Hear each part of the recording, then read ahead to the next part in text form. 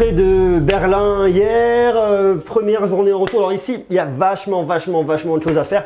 J'ai reçu plein de nouveaux produits. Je vais vous montrer, j'ai des trucs super cool à tester. Je vous explique un petit peu le programme de la vidéo, le programme de la semaine, parce que va y avoir pas mal de choses à faire. Aujourd'hui, ce qu'on va faire déjà, c'est qu'on va tester le Pocophone F1, qui est la deuxième marque de Xiaomi, qui est juste là. Donc on va tester ce Pocophone F1. Je l'ai pris en main l'autre jour lors de la présentation à Paris. On va regarder si au final il est cool, s'il est bien pour le jeu. Il y a vraiment un accent qui a été mis là-dessus, sur la puissance, sur le gaming de la part de Xiaomi, maintenant Pocophone, parce que c'est la marque. Donc on va parler surtout de Pocophone et moins de Xiaomi là-dessus, même si effectivement c'est bien écrit là-dessus. Ça, c'est pour aujourd'hui. Demain, on va tester le deuxième smartphone de gaming de cette rentrée, c'est le Honor Play. Pour voir un petit peu ce qu'il propose en termes d'expérience de jeu, ce qu'il donne, s'il est bien, ce qu'on peut faire, à qui il s'adresse, tout ça. Et ensuite, ce que je vous propose, c'est le lendemain, donc le surlendemain, Pocophone vs Honor Play. Comme ça, on voit ce que ça dit, on voit lequel est le mieux, lequel est le plus convaincant. Ça, c'est pour ce début de semaine. Donc, mardi, mercredi, jeudi le fight. Vendredi, je vous emmène avec moi à Milan. Je pars en voyage avec Xiaomi justement pour aller parler monde connecté, parler un petit peu de tous les produits Xiaomi qui seront présents sur le marché européen.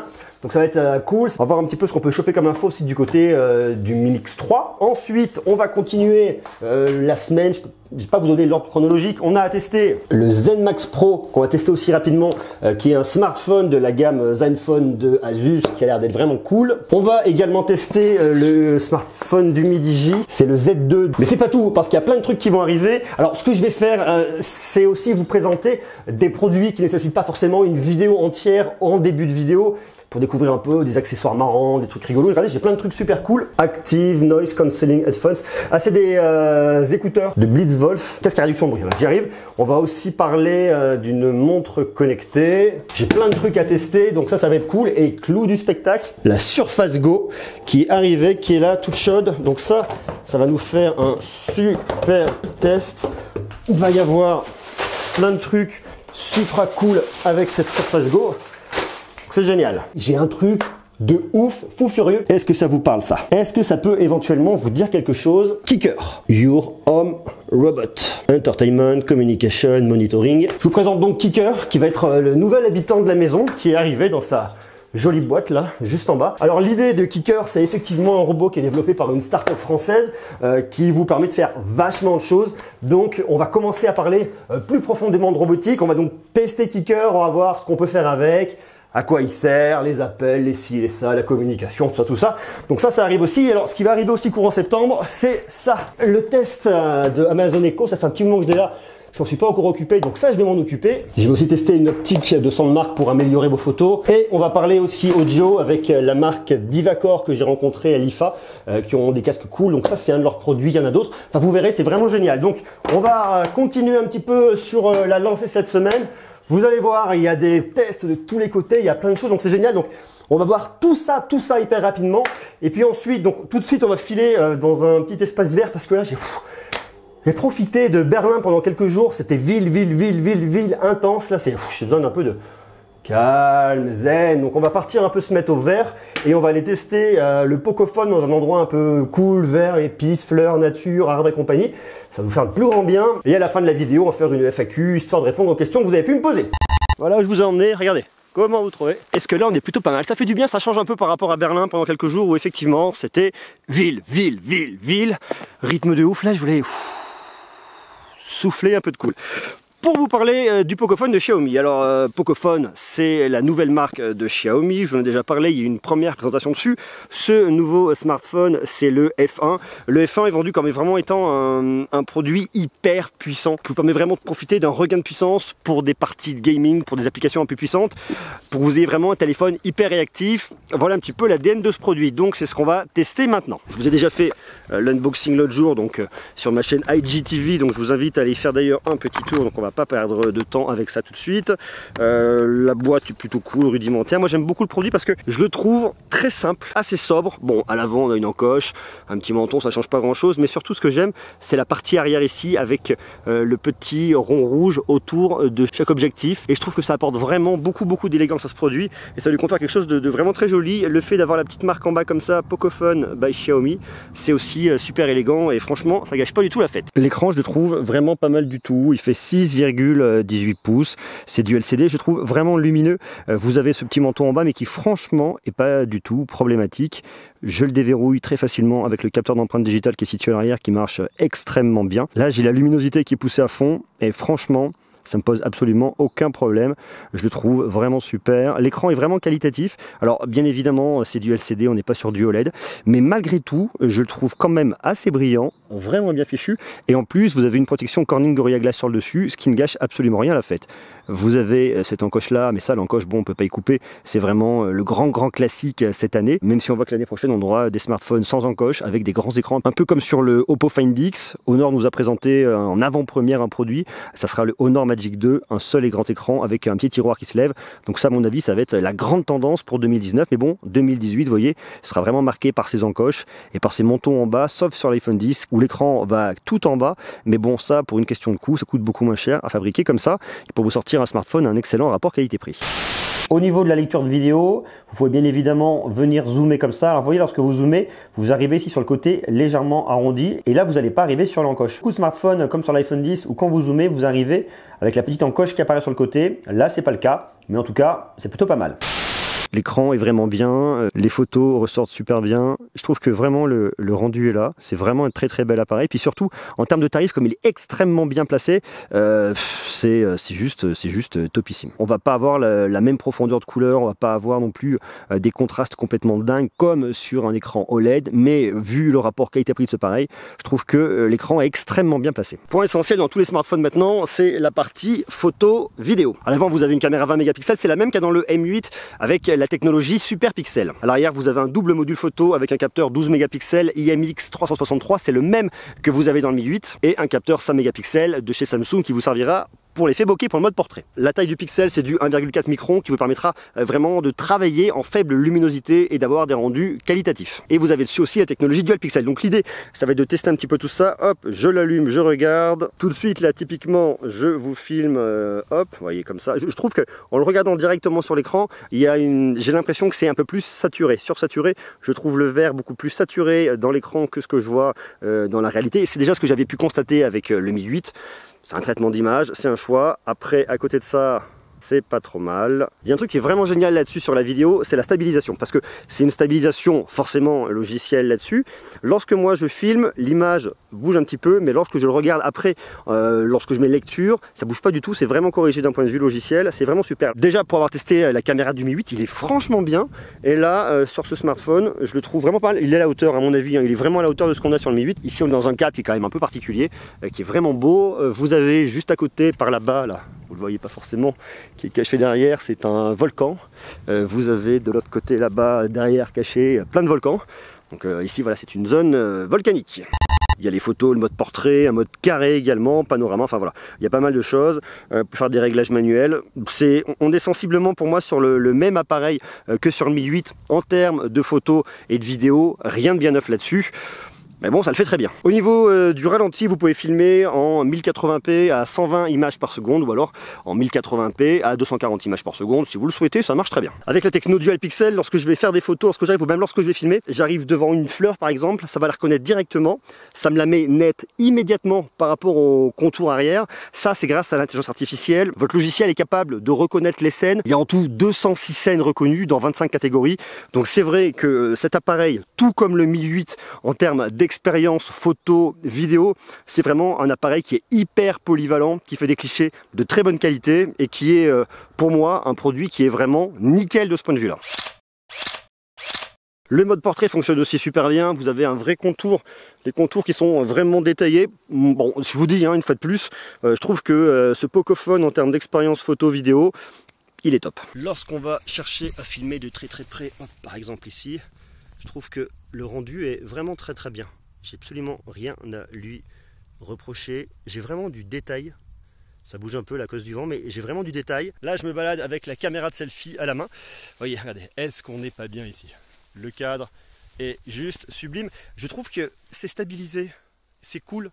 Je ne sais pas si vous avez l'habitude de suivre mes différentes vidéos de test. Si avec moi, c'est pas stabilisé, vous le voyez tout de suite et ça pardonne pas du tout. Et là, je trouve ça vraiment bien. Ça me paraît un peu moins sursaturé sur les détails que ce que je peux voir sur l'autre côté, sur la caméra principale. Bon, après on est sur une caméra pour faire des selfies, des souvenirs. Je la trouve vraiment pas mal. Je vous dis, je trouve que le rendu est hyper qualitatif. Alors ici, le point, je le fais derrière, je le fais sur moi, sur les lunettes, c'est réactif. L'image n'est pas cramée, on voit bien le nuage derrière. Le traitement est pas mal. Et lorsque je filme sur la caméra arrière, c'est pareil, vous voyez, hop, les nuages là. On n'a rien, l'image est pas du tout cramée, c'est vraiment très bien fait. Bon, ici je suis vraiment dans des conditions de lumière qui sont complètement optimales aussi, donc bon, forcément on lui mâche un petit peu le travail, mais franchement, c'est vraiment un très joli rendu, légèrement sursaturé par rapport à la réalité, mais bon, c'est un embellissement, c'est pas bien grave. Bon là je teste la caméra avant, condition de faible luminosité, je suis dans le studio, j'ai juste ma petite ampoule sur le côté qui est allumée, je me recule, il n'y a pas beaucoup de lumière. Il fait franchement l'affaire. Alors après, comme tous les smartphones en faible luminosité comme ça, il va rajouter forcément du bruit, ce qui me paraît complètement normal. Mais c'est pas pire, hein. Ça m'attendait à quelque chose d'un peu pire. Ça va. Là forcément, là j'ai pas de lumière de mon côté, donc il gère ça comme il peut. Mais il s'en sort pas trop mal. Et même sur la caméra arrière, pareil, en conditions de faible luminosité, on a forcément du bruit à l'image.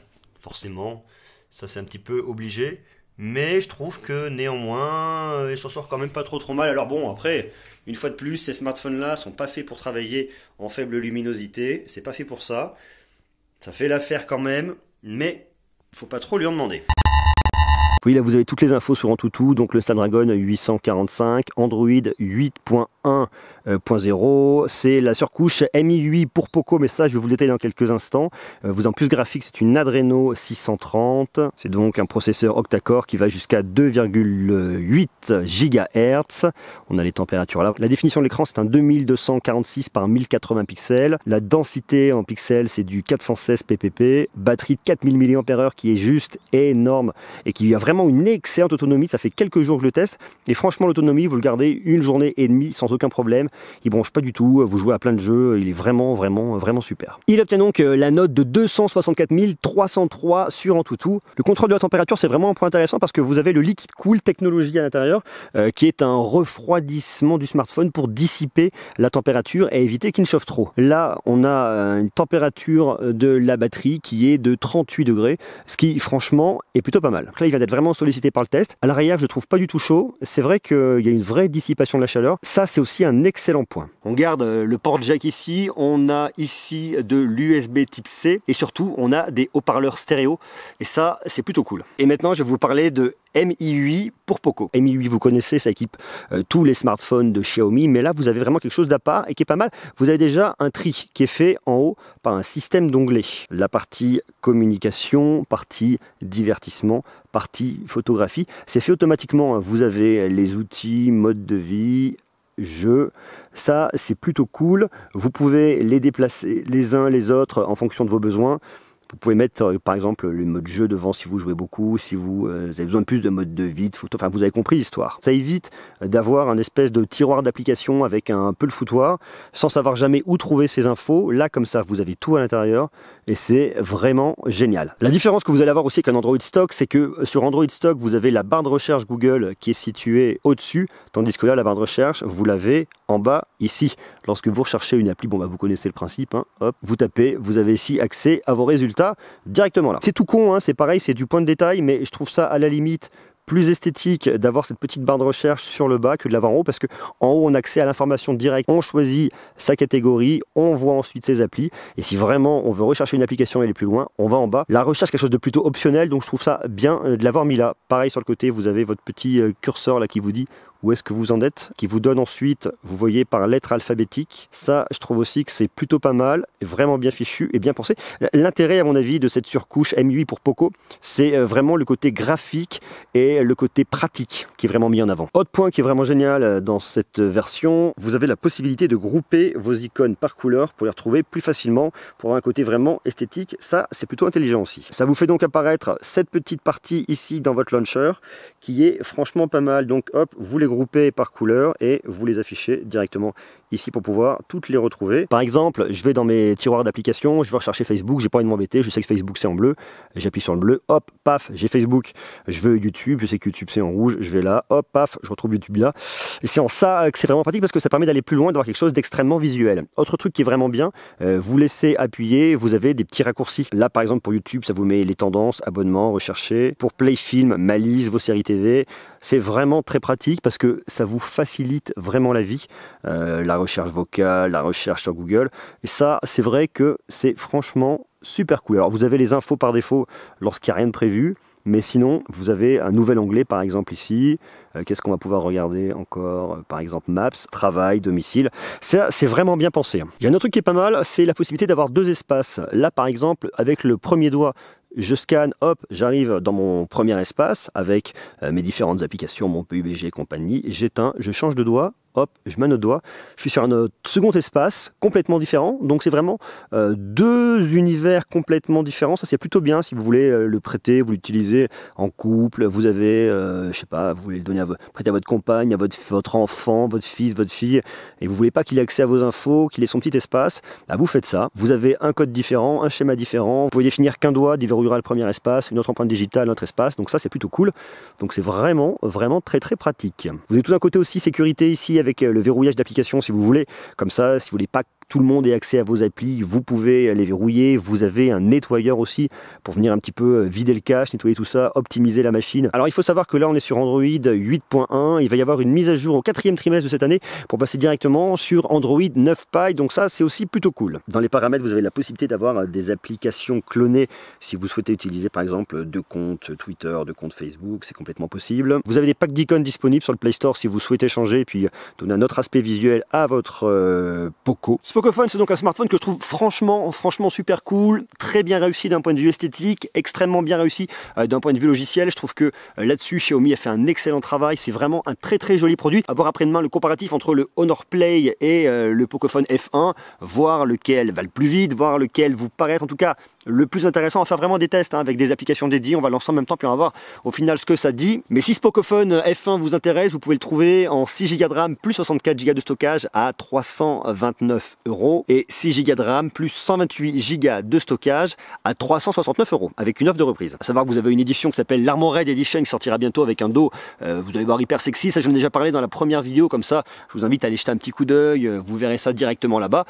Bon, pourquoi pas, déjà comme ça je le trouve vraiment super bien. À savoir qu'à l'intérieur vous avez en plus une petite coque de protection qui est inclus, ce qui ne gâche pas la fête. Et ce qui est vraiment bien avec ce Pocophone F1, c'est d'avoir le socle le plus rapide du marché actuel. Alors, même si effectivement il y a le Kirin 980 qui a été présenté, pour l'instant il n'équipe pas encore des smartphones dispo sur le marché. Là, le Snapdragon 845 équipe beaucoup de smartphones sur le marché. C'est actuellement le socle le plus rapide. Avec une Adreno 630, ça marche super bien. Couplé à 6 Go de RAM, avec un refroidissement liquide à l'intérieur, vous avez à peu près 350 € un smartphone qui est vraiment une bête de compète. En termes d'expérience de gaming pur et dur, je trouve franchement bien. C'est vrai que lag pas. Alors directement PUBG me propose d'avoir hop, alors je mets des choses à ramasser. Voilà, il y a plein de trucs. PUBG me propose directement les meilleures performances, c'est-à-dire qu'on a des performances élevées. C'est vrai que ça lag pas du tout. Ça marche super bien. Le smartphone est cool. Alors là, je vais essayer de trouver des personnes un petit peu à dégommer. Je sais pas si vous jouez à PUBG, mais c'est vrai, c'est un jeu qui est juste topissime. Alors, ouais, non, vraiment, aucun lag. Je le teste depuis quelques temps, j'ai joué à pas mal de trucs et c'est vrai que franchement, je suis hyper satisfait. Il y a un point qui est aussi hyper important et dont on parle pas forcément souvent, c'est l'audio. Ce smartphone est vraiment cool parce qu'il a des haut-parleurs stéréo. L'idée tout simplement d'avoir le haut-parleur du haut ici et le haut-parleur là, c'est un côté un peu plus immersif. Alors, Celui-là, on va plus de pêche que celui-là, mais lorsque vous regardez en face, vous avez une sensation d'immersion, et ça c'est vraiment bien. Du côté de la prise casque, parce que cette année, il y a beaucoup de ports jack qui ont disparu. Sur le Pocophone, Xiaomi a fait le choix de laisser la prise jack, ce qui est plutôt un bon point. Alors on va voir ce que ça dit. Est-ce que ça tartine ou pas? Attention, let's go. Il y a du son, franchement. Il y a beaucoup de son. Ça marche bien. Il y a une bonne puissance, la qualité est bien. Je trouve qu'il fait bien l'affaire. Je trouve que ce smartphone, du point de vue audio, est aussi vraiment top. Il est temps maintenant de passer à la FAQ. Je vous en ai parlé tout à l'heure. L'idée, c'est de vous répondre un petit peu. Il y a eu pas mal de questions qui ont été posées sur la vidéo du Galaxy Note 9. Je vous avais dit que j'allais faire une FAQ, donc ça tombe plutôt bien. Ça se passe maintenant. D'ailleurs, si vous avez des questions, je vous invite à me les poser directement ici en dessous. Comme ça, pour la prochaine FAQ, je saurai directement où aller les chercher. Achètes-tu toutes les choses que tu nous montres en vidéo ou pas dans le Note 9? Absolument pas. J'achète absolument rien du tout. Les produits me sont soit prêtés par les marques, soit prêtés par des boutiques, mais dans l'absolu, j'achète absolument rien. Sinon, il me faudrait quand même des budgets presque illimité. Qu'est-ce qui t'a emmené à faire de la high-tech et qu'est-ce qui te plaît dans la high-tech? Beaucoup de choses. Déjà, on est tous possesseurs d'un produit high-tech au moins, que ce soit un smartphone, un ordinateur, une tablette, une montre connectée. La high-tech nous apporte beaucoup de choses. Elle nous permet de communiquer les uns avec les autres. Elle permet d'apporter des perspectives intéressantes, que ce soit dans la santé, que ce soit dans la communication, dans beaucoup de choses. Donc la high-tech reste quand même au cœur de nos vies, dans la mesure où on ne fait pas non plus n'importe quoi avec. Et c'est vraiment ça qui m'intéresse, c'est toutes ces problématiques autour de l'être humain. Voilà, c'est un petit peu philosophique, mais je trouve ça vraiment passionnant. Et c'est pour ça que je vais vous parler aussi de toutes les problématiques du futur. On parlera de 5G, on parlera de robotique, toutes ces choses-là, parce que il y a des vrais enjeux pour nous, même si aujourd'hui on les perçoit pas directement. Pourquoi il y a un cadavre d'ordinateur sur ton mur?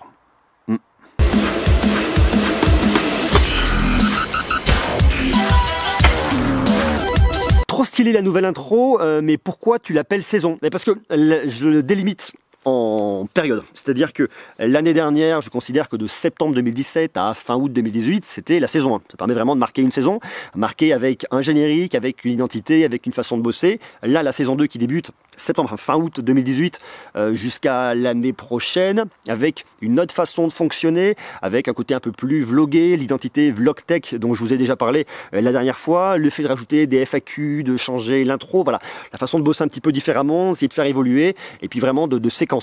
Donc voilà, puis c'est une façon, ça me plaît bien, j'ai l'impression d'évoluer, saison 1, saison 2, puis saison 3, peut-être saison 25, on verra d'ici là, peut-être que j'aurai plus de cheveux blancs à ce moment-là. Vas-tu présenter la nouvelle Galaxy Watch prochainement? J'aimerais beaucoup, parce que je vais vous présenter beaucoup de montres connectées la journée qui vont arriver très bientôt à la maison, parce que je trouve ça vraiment super de voir ce qu'on peut faire avec, d'avoir des trucs un petit peu sexy, super jolis, donc ça on va en parler, donc restez connectés, abonnez-vous, parce que vous allez voir, on va beaucoup parler aussi de montres connectées. Qu'est-ce que tu as comme téléphone personnel? Ça, un iPhone 6S, d'ailleurs je pense que j'ai bientôt changé parce que il a fait son temps. Alors je sais qu'il y en a un d'entre vous qui avait marqué que j'avais un iPhone 10, ça se voyait sur la vidéo, l'iPhone 10 n'est pas à moi, alors je l'utilise depuis un certain temps, mais c'est pas mon téléphone, en tout cas personnel. Est-ce que tu feras des vidéos de présentation réparation Mac? Alors réparation pas du tout, parce que c'est pas du tout mon truc, j'y connais pas grand chose du point de vue réparation hardware. Par contre présentation Mac, ouais, ça je vais le faire. Je vais vous faire un comparatif. J'attendais, je voulais faire il y a quelques temps le comparatif quel Mac acheter en 2018 ou quel MacBook acheter en 2018, mais j'attends parce que le 12 septembre va y avoir la présentation de Apple et je pense qu'il va y avoir d'autres MacBooks de présenter. Donc je voulais vraiment avoir la collection complète de 2018 avant de pouvoir en parler. Donc ça on va en parler, donc une fois de plus, abonnez-vous, restez connectés si ça vous intéresse. Est-ce que tu pourrais faire des concours pour gagner des smartphones que tu présentes? Mais je le fais déjà, alors pas pour les gagner tous, parce qu'ils sont globalement pas à moi, il y en a que je fais gagner, il y a des partenariats avec des marques, j'en ai fait gagner un de Echo il y a pas très longtemps, on en fera gagner prochainement, donc restez connectés, puis venez me rejoindre sur les réseaux sociaux, sur IGTV, c'est là où je fais des vidéos de concours, Instagram, monsieur_Greux, et sur Twitter, monsieur Greux tout attaché. Est-ce que tu gagnes ta vie grâce à YouTube? Oui, et je gagne ma vie grâce à YouTube, ça me permet d'avoir du temps pour le consacrer à 100%. Je sais pas d'ailleurs si vous le voyez, mais le fait de faire une vidéo jour, ça demande énormément de temps, des journées de travail, les plus courte que je fais, ça doit être 8 heures, sinon 10-12 heures, voire plus si affinité. Donc forcément pour ça, il faut bien gagner de l'argent quelque part pour pouvoir avoir du temps pour le faire. Donc voilà, ça c'est plutôt cool, je suis très content. Tu ne vas pas au salon de l'auto Paris 2018, j'ai pas eu le temps de m'en occuper cette année, j'aurais bien aimé y aller. Le salon de l'auto à Paris, c'est tous les 2 ans. J'y étais il y a 2 ans, j'aurais bien aimé y aller ce coup-ci. Voilà, je pense que là il est un petit peu tard. D'ailleurs, s'il y a quelqu'un qui bosse au salon de l'auto ou quelqu'un qui veut m'inviter, vous pouvez me contacter, ça me fera le plus grand plaisir. Au fait, où as-tu trouvé Trump? Oui, ma petite statuette Trump. Et je l'ai trouvée dans un concept store. Vous pouvez aussi la commander sur internet, elle est disponible sur Amazon US, sur Amazon France, je l'ai pas trouvée, mais sur Amazon US, ouais, vous pouvez la trouver. Le Huawei P Smart Plus va bientôt sortir en France. Vas-tu faire une vidéo? J'aimerais beaucoup. Je vais essayer de le récupérer pour essayer de pouvoir vous en parler. Voilà. Bon, voilà pour cette petite FAQ aujourd'hui. Si vous avez des questions à me poser, vous pouvez me les marquer directement en dessous, me contacter sur Twitter, Monsieur Greux tout attaché. Je me ferai un plaisir de vous répondre. Voilà. Pour aujourd'hui, c'est tout. Je vous dis demain, on va parler du Honor Play. Il va y avoir pas mal de choses à dire dessus. Et puis d'ici 2 jours, le comparatif, Pocophone F1, Honor Play. Et puis juste après, on part où déjà? On part où? Je sais plus. Voilà, on part à Milan. On va parler de Xiaomi, de nouveaux produits. Voilà, et puis plein de choses à arriver, des tests, plein de trucs. Donc voilà, c'est super cool. Merci à vous. Et toujours plus nombreux, et on continue ensemble.